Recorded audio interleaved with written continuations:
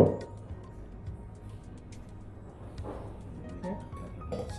Yeah.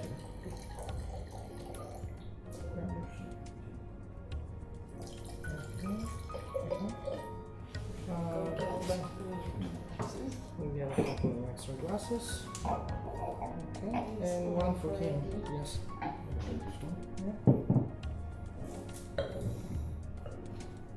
Right. You start talking about yours. Well, the grapes lie on soil which is combined clay and limestone. Mm-hmm. And this is one of the reasons why we decided to make a clean, pure Chardonnay without wood fermentation, wood aging, etc., etc.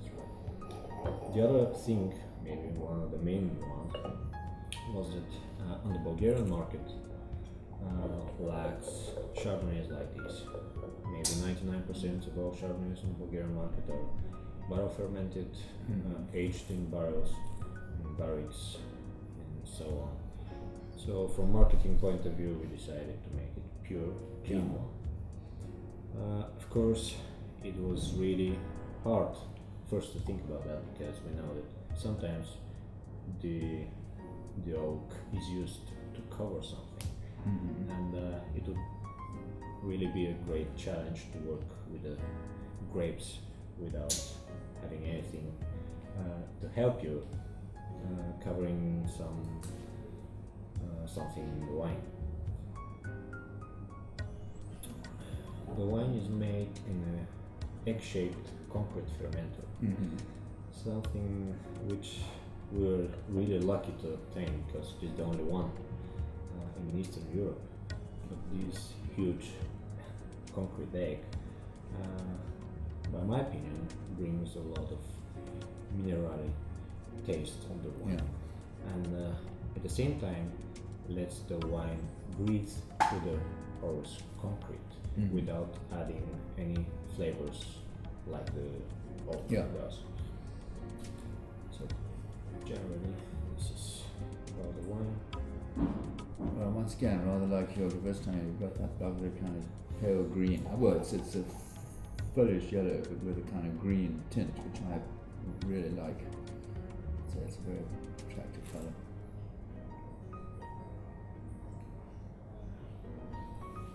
I find the nose on a Chardonnay hard to describe, and actually Chardonnay is a grape which more than any other grape, in my view, takes its aroma and its flavours from where it's grown. So Chardonnay and Chablis will have a different aroma to Chardonnay and Puligny-Montrachet, and different aroma to Chardonnay and Macon. And so you do have the green apple, white fruits, slight white peach, fresh white melon. There is white summer fruits, not yellow summer fruits, white summer fruits. Very attractive. And you can sense just on the nose, the wine is quite fleshy. It's quite, you can see that also on the glass, you can see it's quite viscous.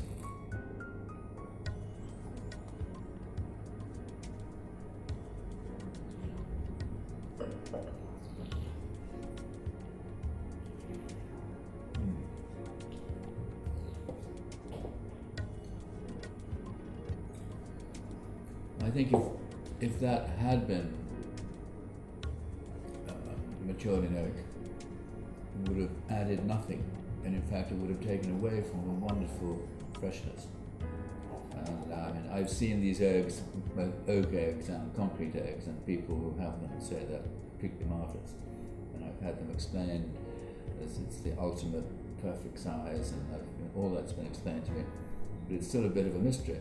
But it's obviously worked extremely well with that wine because it's got so much natural vigour and vibrancy, and it's just a beautiful wine, and it's got weight without being heavy. I mean, if I were to compare that, not in flavours, but in weight, I'd compare it to a Chassagne-Montrachet Premier Cru. Even moving a little bit higher up the scale, it's got. You couldn't possibly compare it to Courtin-Charmagne because Courtin-Charmagne is so stony. This has the fleshiness and weight of a good Premier Cru Burgundy, of course, without the oak, so it reflects your vineyard. And there again, the vines are young, so you planted in 2006. That's Yes. it's amazing. So I think you should buy more eggs. It's really hard. Yeah. Really hard because the queue is really long, and the producers are only 2 in the whole world. Yeah, okay, yeah. Yeah, but I think that's That's right. what you Yes, think. I like actually this Chardonnay. I like very much. That's why, as well, along with my wine to the UK market, I'm taking on board his wines because I like them very much, and I think the vineyard he's got is really very well organized, and the grapes he's producing are of extremely high quality. One of probably the best vineyards. It's not a lovely. secret that a Yeah. lot of people buy and grape from him. It's a lovely natural sweetness. And I mean natural, when I use natural sweetness, I don't mean sweet, but natural ripeness. And the sweet middle palate. Well, it's the middle palate is really wonderful. And then it refreshed by it's like the citrusy sort of acidity. Lovely wine. And very Chardonnay, I mean, in terms of texture, in terms of weight. So we have succeeded. Yeah, very good. Well, should we go on to yours? Okay, so basically same vineyard, Yeah. different approach. Mhm. Wild ferment in 500 liters to no. So it's slightly different. On lease for several months. No enzymes, nothing weird used in the wine. So it's a pretty much straightforward process of making the wine. A little bit of fining at the end. And that's pretty much it. Well, the colour is just a little bit more full, a little bit more yellow. Still very fresh, and so very bright. And it's 500 liters Bulgarian oak. I use mainly Bulgarian oak. I don't use so much French oak for 2 reasons. One is because it's very expensive. Yeah. And 2, because I think it gives a slightly more different character. The Yeah. previous vintage of the Chardonnay, I did divide in 2 the wine French oak with cultivated yeast and Bulgarian oak with wild yeast. So I would say that it had more personality, the one with in Bulgarian oak with. Well, that would make sense. Wild yeast, I mean, Yes. yeah. So I decided to go for the whole production in this one. Yeah, well, I can sense on the nose there's a little more complexity in the sense that is perfect now. Whereas this, I think, still needs to come out. It needs another 6 months or so. So Yes. obviously the oak aging and maybe a little bit of Atanassova that has added this extra texture and extra flesh without detracting from the freshness. But,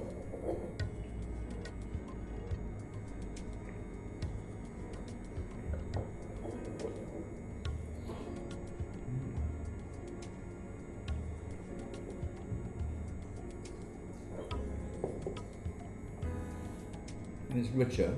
I mean, I can sense it's more worked.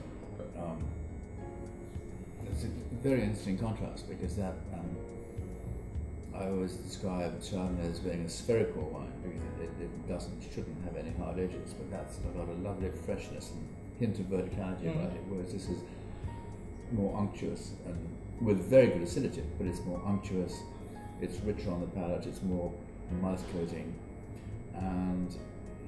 but it still needs, there's a hint of, it still needs to be another 6 months. Yes, I know. That's To come why down. my clients were pestering me in the last 6 months. When is released the wine? Not yet. And they were like, I think we should release that in September or something like that. And yes, then but it- I'm little by little starting releasing it yeah. now. But But, obviously September is ideal, I think. I think it's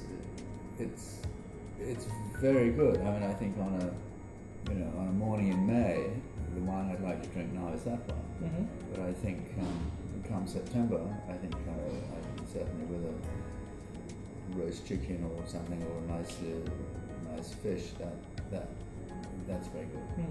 Yes. But there, I mean, there's no way I would either. Not that I don't have enough experience of Bulgarian wine to pick them out as Bulgarian. But on the European circuit, those wines are as good as, and they have very good examples of Chardonnay. Very good. Thank you. Very, very good. I think we are working in the right direction. There is a lot of work, but the direction is right, I think. And even though yours is an oak, it's 500 litres, and there's no oakiness. And as Ed said, oak is sometimes used to cover up something. Yes. And if it adds something, it might not be what you want, whereas that is completely harmonious. Yeah, well, I personally think that Bulgarian oak in 500 liters is much more subtle than the 225. 225 can be a little bit new face, a little bit. So I think it's more balanced if you use the larger vessels. If sometimes I decide to make an oak one or barrel fermented, definitely I will use big bottom barrels. Yes, because it's more gentle on the juice. That's a bigger wine, and it's a more grown-up wine in the sense it's where it's